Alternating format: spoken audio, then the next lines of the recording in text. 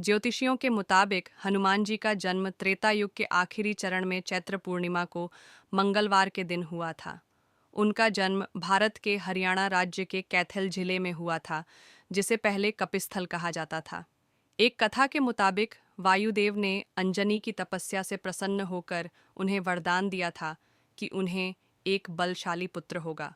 इसके बाद अंजनी ने शिव जी की तपस्या की और उनसे वर मांगा। अंजनी ने शिव जी से कहा कि उन्हें शिव के अवतार का जन्म देना चाहिए। शिव जी ने अंजनी को आशीर्वाद दिया और उनके गर्भ से हनुमान जी का जन्म हुआ। एक और कथा के मुताबिक महाराजा दशरथ ने पुत्रेष्ट यज्ञ से प्राप्त हव्य को अपनी रानियों में बांटा था। उसका एक हिस्सा गरुड़ उठाकर ले गया और उसे अंजनी के पास गिरा दिया। हव्य खाने से अंजनी गर्भवती हो गईं और बाद में उन्होंने हनुमान जी को जन्म दिया। हनुमान जी के जन्म के बाद इंद्र ने उन पर वज्र प्रहार किया था, जिससे उनकी ठोड़ी टेढ़ी हो गई थी। इंद्र की इस दृष्टता का दंड देने के लिए पवन देव ने प्राणी मात्र का वायु संचार रोक दिया था। हनुमान जी के धर्मपिता वायु थे, इसी कारण उन्हें पवन पुत्र के नाम से भी जाना जाता है। बचपन से ही दिव्य होने के साथ साथ उनके अंदर असीमित शक्तियों का भंडार था। हनुमान सूरज को फल मानते हुए पकड़ने के लिए आगे बढ़ते हैं। इनके जन्म के पश्चात एक दिन वे उदय होते हुए सूर्य को फल समझकर उसे खाने के लिए उसकी ओर जाने लगे थे। हनुमान जी बालपन में बहुत नटखट थे। वो अपने इस स्वभाव से साधु संतों को सता देते थे। बहुधा वो उनकी पूजा सामग्री और आदि कई वस्तुओं को छीन झपट लेते थे। उनके इस नटखट स्वभाव से रुष्ट होकर साधुओं ने उन्हें अपनी शक्तियों को भूल जाने का एक लघु शाप दे दिया। इस शाप के प्रभाव से हनुमान अपनी सब शक्तियों को अस्थायी रूप से भूल जाते थे और पुनः किसी अन्य के स्मरण कराने पर ही उन्हें अपनी असीमित शक्तियों का स्मरण होता था। ऐसा माना जाता है कि अगर हनुमान शाप रहित होते तो रामायण में राम रावण युद्ध का स्वरूप पृथक, भिन्न, न्यारा ही होता। कदाचित वो स्वयं ही रावण सहित संपूर्ण लंका को समाप्त कर देते। रामायण के सुंदरकांड में हनुमान जी के साहस और देवाधीन कर्म का वर्णन किया गया है। हनुमान जी की भेंट राम जी से उनके वनवास के समय तब हुई जब राम जी अपने भ्राता लक्ष्मण के साथ अपनी पत्नी सीता की खोज कर रहे थे।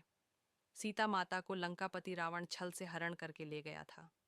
सीता जी को खोजते हुए दोनों भ्राता आराशिमुख पर्वत के समीप पहुंच गए, जहां सुग्रीव अपने अनुयायियों के साथ अपने ज्येष्ठ भ्राता बाली से छिपकर रहते थे। वानर राज बाली ने अपने छोटे भ्राता सुग्रीव को एक गंभीर मिथ्याबोध के चलते अपने साम्राज्य से बाहर निकाल दिया था और वो किसी भी तरह से सुग्रीव के तर्क को सुनने के लिए तैयार नहीं था। साथ ही बाली ने सुग्रीव की पत्नी को भी अपने पास बलपूर्वक रखा हुआ था। राम और लक्ष्मण को आता देख सुग्रीव ने हनुमान को उनका परिचय जानने के लिए भेजा। हनुमान एक ब्राह्मण के वेश में उनके समीप गए। हनुमान के मुख से प्रथम शब्द सुनते ही श्री राम ने लक्ष्मण से कहा कि कोई भी बिना वेद पुराण को जाने ऐसा नहीं बोल सकता जैसा इस ब्राह्मण ने बोला। राम जी को उस ब्राह्मण के मुख, नेत्र, माथा, भौं या अन्य किसी भी शारीरिक संरचना से कुछ भी मिथ्या प्रतीत नहीं हुआ। राम जी ने लक्ष्मण से कहा कि इस ब्राह्मण के मंत्रमुग्ध उच्चारण को सुन के तो शत्रु भी अस्त्र त्याग देगा। उन्होंने ब्राह्मण की ओर प्रसन्न सा करते हुए कहा कि वो नरेश, राजा, निसंकोच ही सफल होगा जिसके पास ऐसा गुप्तचर होगा।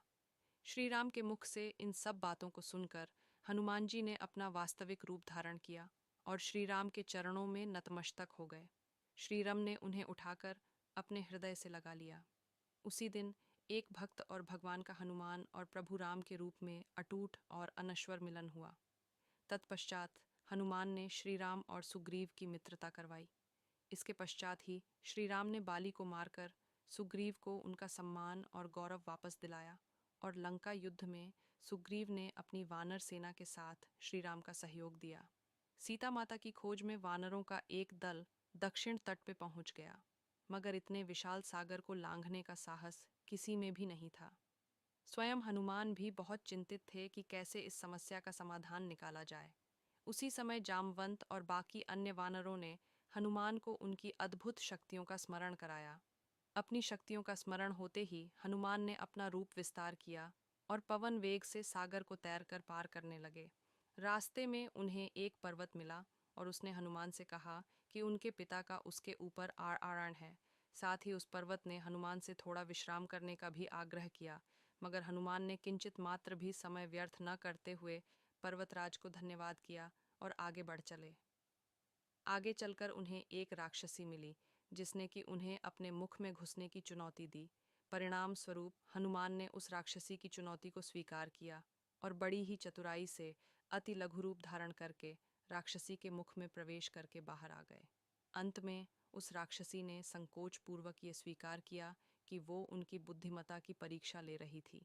आखिरकार हनुमान सागर पार करके लंका पहुँचे और लंका की शोभा और सुंदरता को देखकर आश्चर्यचकित रह गए और उनके मन में इस बात का दुहक भी हुआ कि यदि रावण नहीं माना तो इतनी सुंदर लंका का सर्वनाश हो जाएगा। तत्पश्चात हनुमान ने अशोक वाटिका में सीता जी को देखा और उनको अपना परिचय बताया।